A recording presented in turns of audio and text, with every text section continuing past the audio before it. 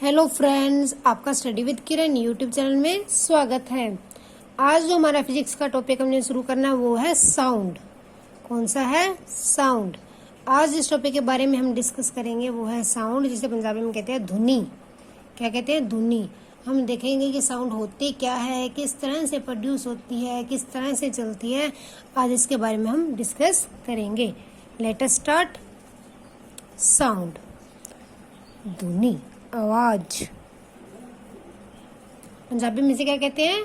धुनी। साउंड क्या होती है? हम बोलते हैं आवाज आ रही है, ये क्या आवाज है, साउंड है, ऐसे कह देते हैं नॉर्मल लैंग्वेज में। लेकिन ओरिजिनल में फिजिक्स के लैंग्वेज में हम साउंड किसे कहते हैं? साउंड जो है एक वेव है। साउंड क्या है? वेव है, एक तरह की तरंग है। ठीक है। हमने पिछले चैप्टर में पढ़ा था energy, different type of energy पढ़ा था। तो हमारे पास एक क्या थी? साउंड एनर्जी भी थी। तो साउंड क्या? एक एनर्जी है, एक ऊर्जा है। साउंड क्या है? एक ऊर्जा है, एक एनर्जी है। और हमने ये भी पढ़ा था कि एनर्जी ना तो हम बना सकते हैं ना खत्म कर सकते हैं। एनर्जी जो है हम जो बना भी नहीं सकते और खत्म भी नहीं कर सकते। ओके, जो हम इसको खत्म भी नहीं कर सकते हैं। एनर्जी ये क्या होती है?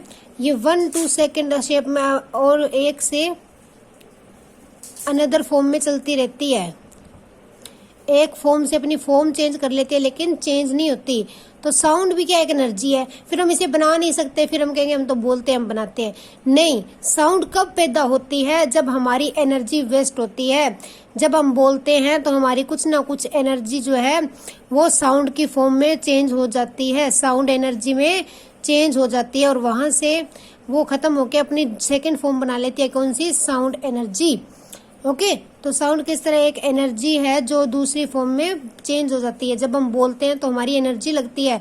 जब हम इस तरह से किसी भी चीज में मारते हैं या उससे आवाज पैदा होती है तो हमारी एनर्जी लगती है। तो साउंड क्या है? एक एनर्जी है। ओके, साउंड ट्रेवल कैसे करती है? साउंड एक वेव है। मैंने कहा कि साउंड एक हमारे कानों तक किस तरह से पहुंचती है, हम किस तरह सुनते हैं। साउंड के एक वेव है, तरंग है।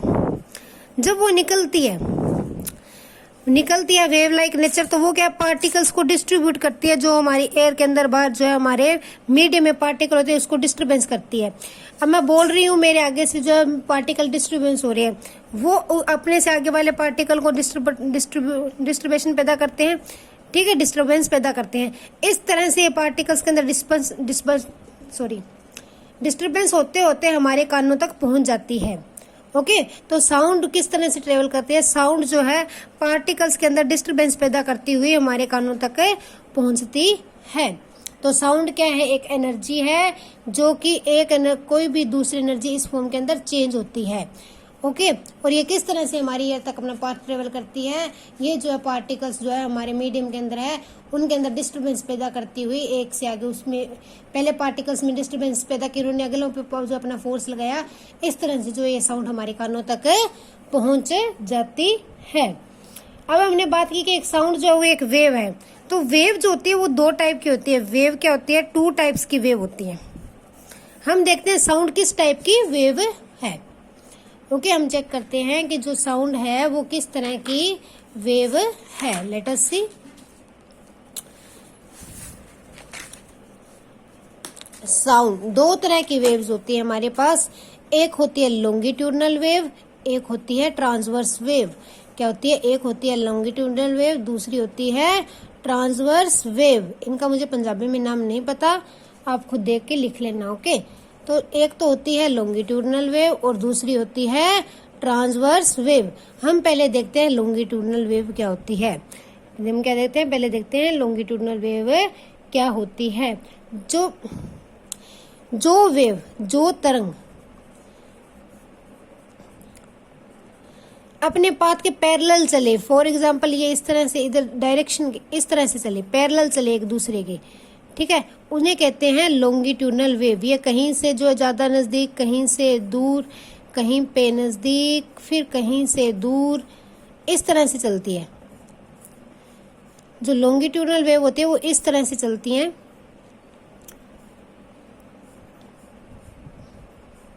फिर इनके अंदर गैप आ गया, फिर बिल्कुल नज़दीक आ गई। तो ये क्या होती है, लॉन्गिट्यूडनल वेव होती है, एक दूसरे के इस तरह से पैरेलल चलती हैं। ओके, तो साउंड क्या है, एक लॉन्गिट्यूडनल वेव है। कौन सी वेव है, लॉन्गिट्यूडनल वेव है। साउंड जो है वो एक लॉन्गिट्यूडनल वेव है।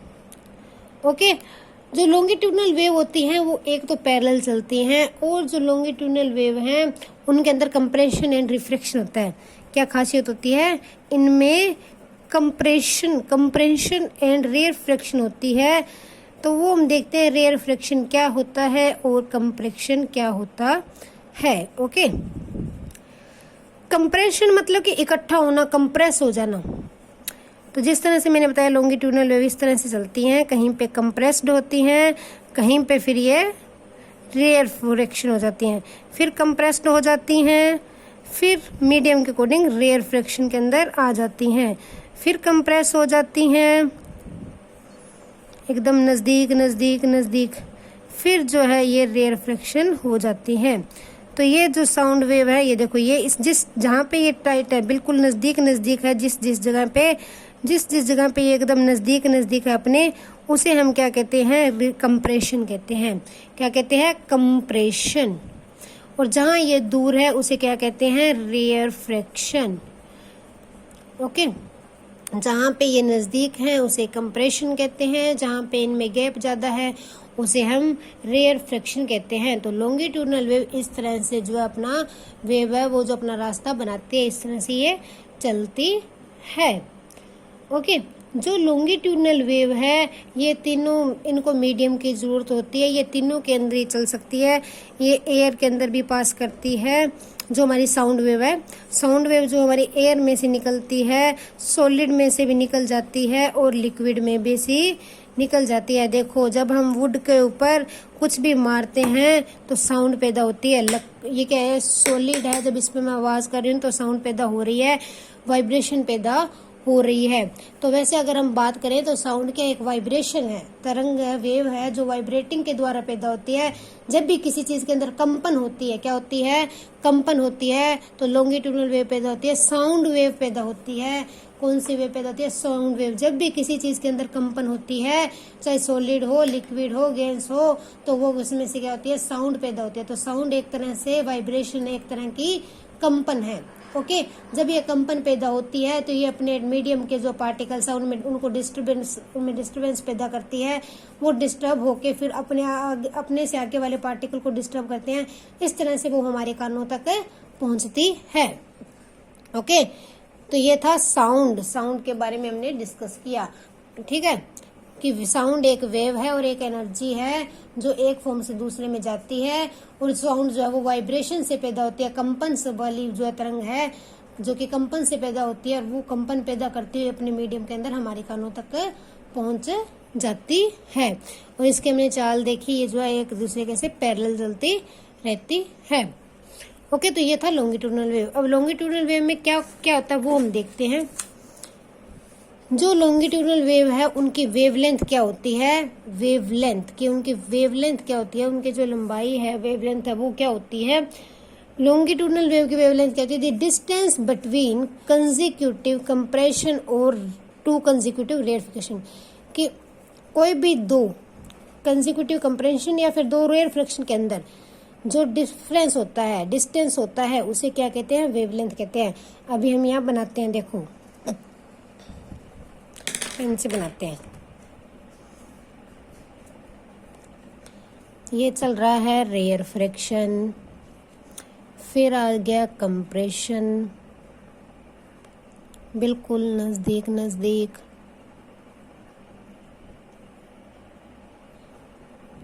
फिर से आ गया रेयर फ्रैक्शन, ओके, फिर आ गया कंप्रेशन,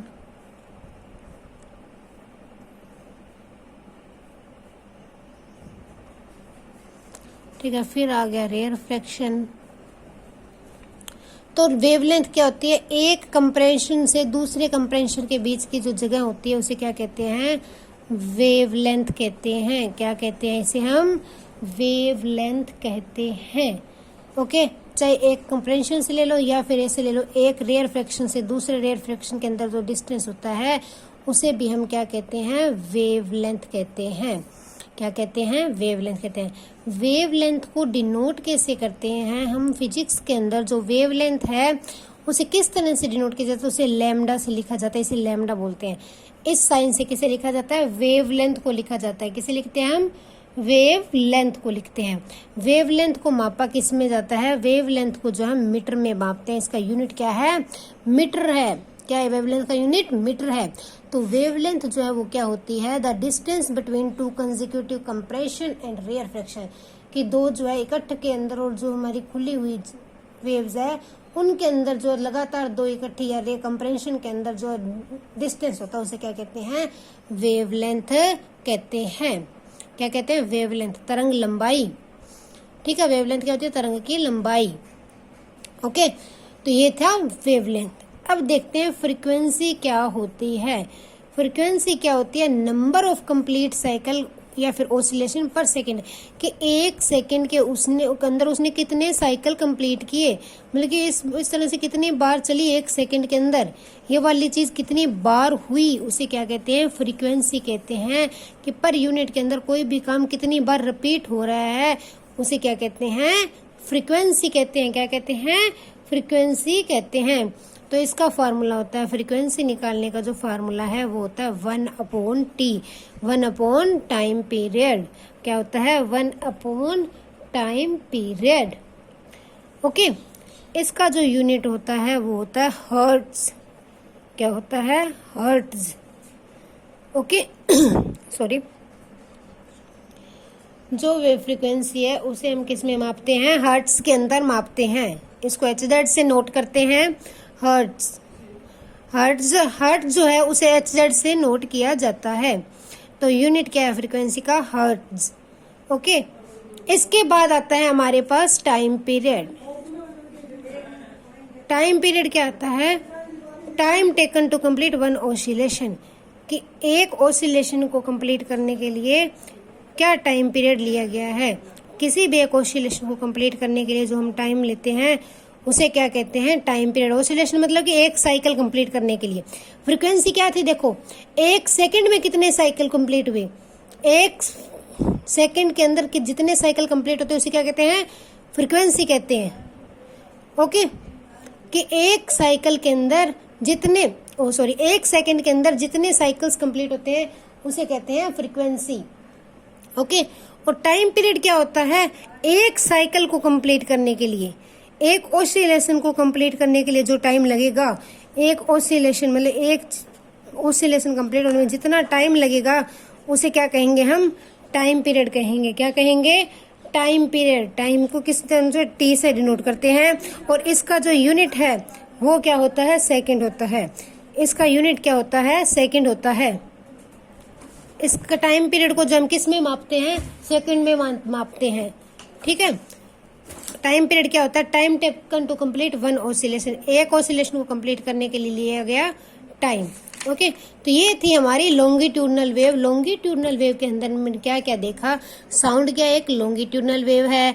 लॉन्गिट्यूडनल वेव के अंदर क्या होता है, कंप्रेशन और रेयर फ्रैक्शन होते हैं, ये एक दूसरे के पैरेलल चलते हैं। कंप्रेशन जो है वो जो है उसके अंदर बिल्कुल नजदीक होता है, रेयर फ्रैक्शन में क्या है, दूर दूर होता है। फिर हमने देखा कि जो है हमारी लॉन्गिट्यूडनल वेव उनकी वेवलेंथ क्या होती है। उनकी वेवलेंथ जो है एक कंप्रेशन और एक रेयर फ्रैक्शन, दो लगातार कंप्रेशन के अंदर डिस्टेंस होता है जिसे हम लैम्डा से डिनोट करते हैं। फिर हमने देखा कि फ्रीक्वेंसी क्या होती है। फ्रीक्वेंसी क्या होती है कि एक सेकंड में कितने साइकिल या ऑसिलेशन कंप्लीट किए उसे हम क्या कहते हैं, फ्रीक्वेंसी कहते हैं। फ्रीक्वेंसी को हम हर्ट्ज में मापते हैं। फिर हमने देखा टाइम पीरियड क्या होता है। टाइम पीरियड है जो एक ऑसिलेशन को कंप्लीट करने के लिए लिया गया टाइम होता है। अब हम जो एक और रह गया वेव के बारे में वो है एम्पलीट्यूड। कि एम्पलीट्यूड क्या होता है, एम्पलीट्यूड होता है the distance between particle of medium where it compressed by wave, कि जहाँ पे वेव कंप्रेस हुई है, जहाँ पे वेव जो हमारी कंप्रेस हो चुकी है वहाँ पे जो डिस्टेंस है पार्टिकल्स का आपस के अंदर मीडियम का, उसे क्या कहते हैं हम, एम्पलीट्यूड कहते हैं। क्या कहते हैं, एम्पलीट्यूड कहते हैं। एम्पलीट्यूड जहाँ पे हमारी वेव्स जो कंप्रेस हुई है उस मीडियम के अंदर, वहाँ पे जो मीडियम का डिस्टेंस होता है उसे हम एम्पलीट्यूड कहते हैं। एम्पलीट्यूड का यूनिट भी मीटर है। पंजाबी में एम्पलीट्यूड को आयाम कहते हैं। क्या कहते हैं? आयाम। आयाम। इसका जो यूनिट है वो भी क्या है? मीटर है। ओके, तो ये था एम्पलीट्यूड। अब हमने हमारी लॉन्गिट्यूडनल वेव के बारे में कंप्लीटली जो है डिस्कस कर लिया। अब देखते हैं ट्रांसवर्स वेव क्या होती है। ट्रांसवर्स वेव, ट्रांसवर्स वेव वो होती हैं जो इस तरह से चलती हैं अपने पार्टिकल, अपने मीडियम के अंदर, इस तरह से up and down, up and down, up and down, जिसमें क्रिस्ट और ट्रफ्स होते हैं।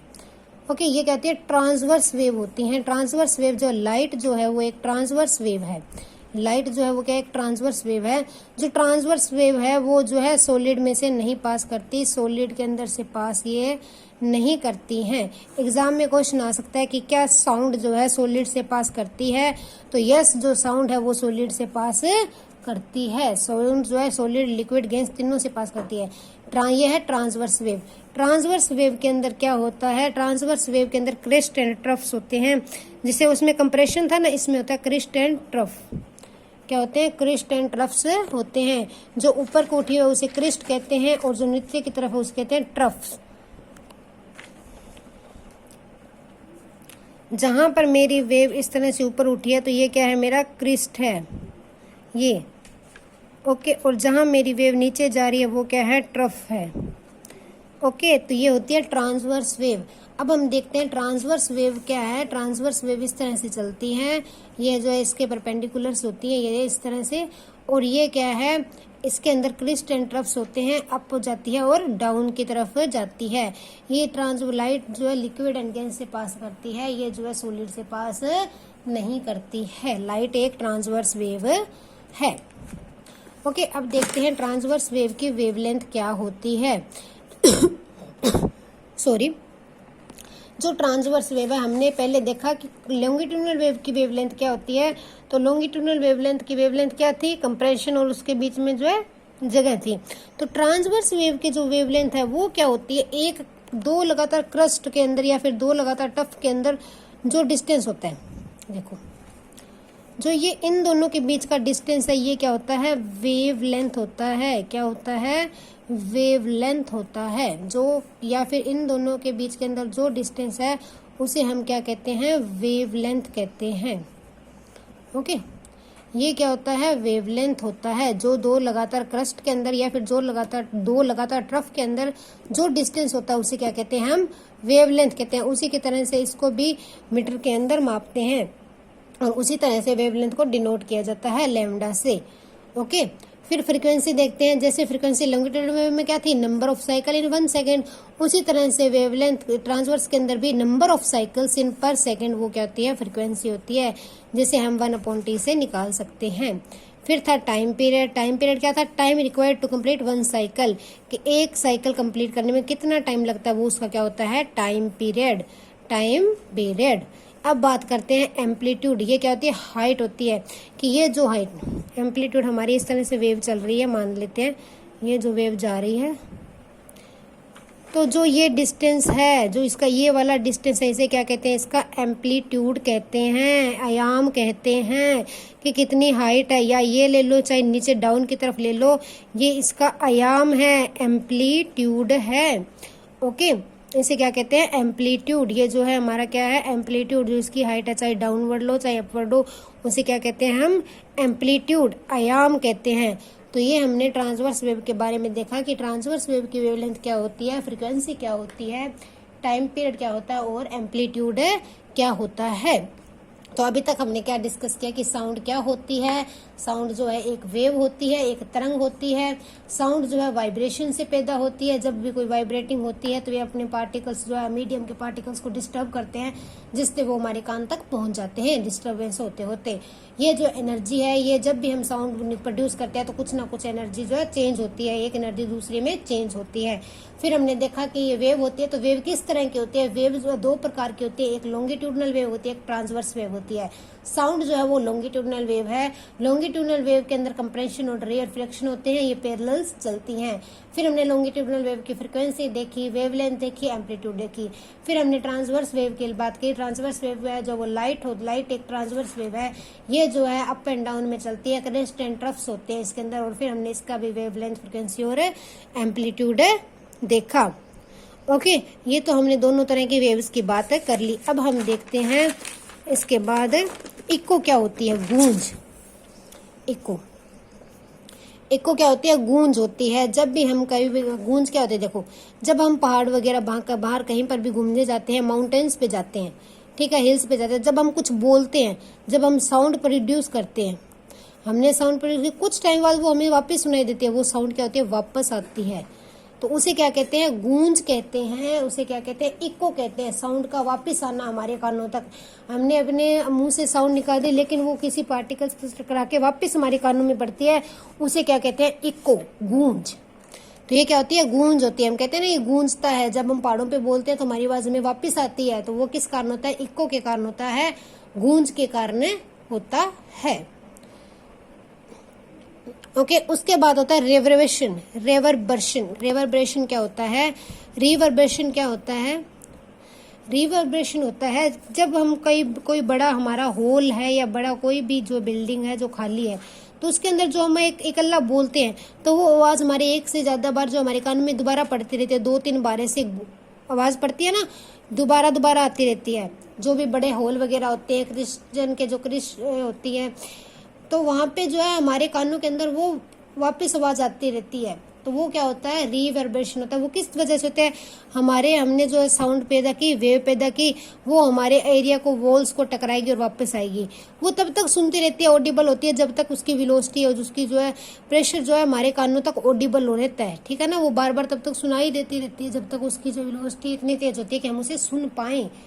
ओके, जब तक वो ऑडिबल होती है, ठीक है। तो इसे कहते हैं रिवर्बरेशन, रिवर्बरेशन, ठीक है ना, कि बार बार आवाज आना, वापस बार आवाज कब आना। इसलिए ऑडिटोरियम वगैरह के अंदर रिवर्बरेशन को घटाने के लिए ना प्लास्टिक की सीट लगाई जाती है, प्लास्टर लगाया जाता है, रबर से जो दो दीवारों को ज्यादा कवर किया जाता है ताकि रिवर्बरेशन जो ना हो। ओके, तो ये था इको एंड रिवर्बरेशन। अब हम देखते हैं कि हमारी हीयरिंग रेंज क्या होती है। हमारी जो हीयरिंग रेंज होती है 22, जो हमारी हीयरिंग रेंज होती है वो 20 से 20,000 हर्ट्ज होती है। क्या होती है, 20 to 20,000 हर्ट्ज। इंसान जो है इतनी रेंज तक सुन सकता है, इससे ज्यादा होने पे वो नहीं सुन सकता।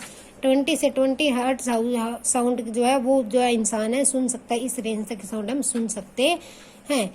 तो इसके बाद आती है अल्ट्रासाउंड। अल्ट्रासाउंड क्या होती है, जो साउंड है 20 kg हर्ट्ज से, 20 किलो हर्ट्ज से अबव की हो जाए, ऊपर की हो जाए, उसे हम नहीं सुन सकते हैं। वो क्या होती है, अल्ट्रासाउंड होती है। ये बहुत तेज होती हैं।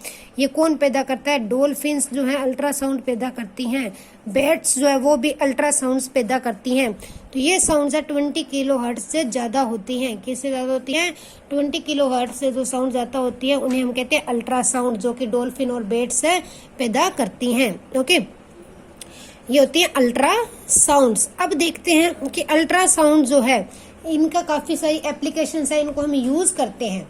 अल्ट्रासाउंड हम सुन नहीं सकते, डॉल्फिन बेट्स है ये जो ये एबल होती है अल्ट्रासाउंड पैदा करने में।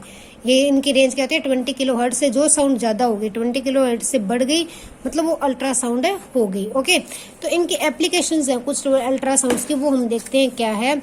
फर्स्ट है जो इमेज ऑफ हार्ट, जो अल्ट्रासाउंड है ना उसको यूज कर दिया जाता है। अल्ट्रासाउंड को हार्ट के डिफरेंट पार्ट्स के ना इमेजेस लेने के लिए, हार्ट के डिफरेंट पार्ट के इमेजेस लेने के लिए जब वो रिफ्लेक्शन करते हैं, अल्ट्रासाउंड को अंदर डालते हैं। जब भी अल्ट्रासाउंड के अंदर कोई भी ऑब्स्टेकल आता है तो वो जो है उससे रिफ्लेक्ट होके वापस आती है, तो जिससे जो है उस रिफ्लेक्शन से जो हम हार्ट की इमेजेस लेते हैं, जिसे हम कहते हैं ना ईसीजी करवाई है, हम कहते हैं हार्ट की ईसीजी कराई, तो वो किसकी वजह से होती है, वो अल्ट्रासाउंड जो वेव है इनकी वजह से होती है। अल्ट्रासोनिक वेव जो है इनकी वजह से होती है। जो ईसीजी उसे हम उसका जो फुल नाम है वो है इकोकार्डियोग्राफी। क्या होता है, उसे क्या बोलते हैं, इकोकार्डियोग्राफी। ईसीजी का फुल नेम क्या है, इकोकार्डियोग्राफी। ओके, इसके लिए अल्ट्रासाउंड यूज होती है। सेकंड है कोई भी चीज जहाँ पे हमारा हाथ ना पहुंचे, जाओ कोई भी चीज इस तरह से जहाँ पे लोकेटेड हो, जहाँ हम पहुंच ना पाए, हमारा हाथ ना पहुंच पाए, उसको क्लीन करने के लिए भी अल्ट्रासाउंड यूज किया जाता है। क्या किया जाता है? अल्ट्रासाउंड। क्योंकि अल्ट्रासाउंड है वो काफी तेज होती है, वो अपने बीच के अंदर आते हुए ऑब्स्टेकल को बाहर निकाल देती है। तो किसी भी चीज को क्लीन करने के लिए भी अल्ट्रासाउंड्स का यूज किया जाता है। जहाँ पे हम अपना हाथ ना पहुंचा सके, उस चीज को क्लीन करने के लिए अल्ट्रासाउंड्स यूज होती हैं। तो ये दो एप्लीकेशन। थर्ड एप्लीकेशन के use to detect crack and flaws in metal block, कि जो बड़ी बड़ी बिल्डिंग्स बनती हैं तो उनमें भी अल्ट्रासाउंड का यूज़ करते हैं, कि जो उसमें मेटल यूज़ हुआ है, ये ब्लॉक यूज़ हुआ है, कि वो ब्रिज वगैरह बनते हैं, अगर उनके ब्लॉक्स में जो है कोई फ्लॉ हो गया या फिर कोई डिफेक्ट है क्रैक का, तो वो खराब हो जाएगा पूरी बिल्डिंग। तो वो उसके लिए जो है इंजीनियर वो अल्ट्रासाउंड यूज़ करते हैं। अल्ट्रासाउंड एमिट की जाती है वहाँ पे, ताकि उसके अंदर किसी भी ब्लॉक के अंदर कोई भी अगर क्रैक या फिर कुछ भी प्रॉब्लम है तो वो अल्ट्रासाउंड वहाँ से वापस एमिट भी होती है। जब वो उसके अंदर क्रैक देखते हैं तो वापस आती है, फिर डिटेक्टर से पता चलता है कि इसके अंदर कहीं ना कहीं क्रैक है, फिर उसको सही किया जाता है। तो अल्ट्रासाउंड है कि मेटल ब्लॉक के अंदर क्रैक और कुछ चेक करने के लिए भी यूज की जाती है। तो ये थे अल्ट्रासाउंड के यूज। अल्ट्रासाउंड स्कैनर जो है यूज करते हैं हमारे इंटरनली पार्ट की इमेज लेने के लिए। जो हमारे इंटरनल पार्ट है, हम कहते हैं ना अल्ट्रासाउंड कराया, तो वो भी अल्ट्रासाउंड वेव्स की वजह से होता है, इन वेव्स की वजह से होता है। ये भी एक तरंगे ही है अल्ट्रासाउंड वेव्स। तो हमारे इंटरनल पार्ट की इमेज है वो भी अल्ट्रासाउंड से ली जाती है।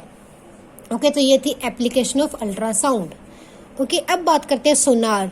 ये भी एक इम्पोर्टेंट टॉपिक है। देखते हैं सोनार क्या होता है। सोनार की फुल फॉर्म है sound navigation and ranging. Sound navigation and ranging ये एग्जाम में पूछी जा सकती है। Full form of sonar, full form of sonar क्या है? Sound navigation and ranging. Sonar क्या होता है? सोनार एक डिवाइस है जो अल्ट्रासोनिक वेव यूज करता है। ये वाली वेव्स यूज करता है, अल्ट्रासोनिक वेव को यूज करता है। किसके लिए यूज करता है? ये मेजर करता है डिस्टेंस, डायरेक्शन और स्पीड। अंडर वाटर चीजें हैं, जो वाटर के नीचे चीजें हैं, उनके डिस्टेंस, उनकी डायरेक्शन और स्पीड को यूज देखने के लिए अल्ट्रासोनिक जो है वेव यूज की जाती है, जो उससे सोनार यूज करता है। सोनार के अंदर एक डिटेक्टर लगा होता है और उससे अल्ट्रासोनिक वेव जो इमिट की जाती है।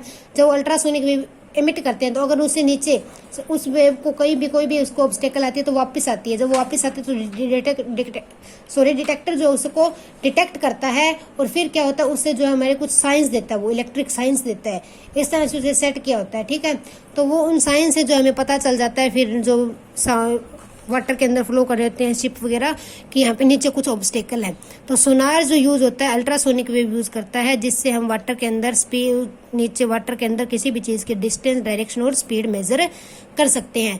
तो ये आज का हमारा टॉपिक था साउंड के बारे में, जो हमने कंप्लीट किया। हमने देखा साउंड होती क्या है, साउंड जो वेव होती है, फिर हमने देखा लॉन्गिट्यूडनल वेव क्या होती है, ट्रांसवर्स वेव क्या होती है, फिर हमने देखा हमारी रेंज क्या होती है, फिर इको देखा, फिर देखा रिवर्बरेशन क्या होती है, फिर हमने देखा कि अल्ट्रासाउंड्स क्या होती है और कहाँ पे ये यूज होती है, और लास्ट में हमने देखा कि सोनार क्या होता है। It is a important topic. आज के लिए इतना ही। ये टॉपिक हमारा कंप्लीट हो चुका है। Thanks and have a nice day.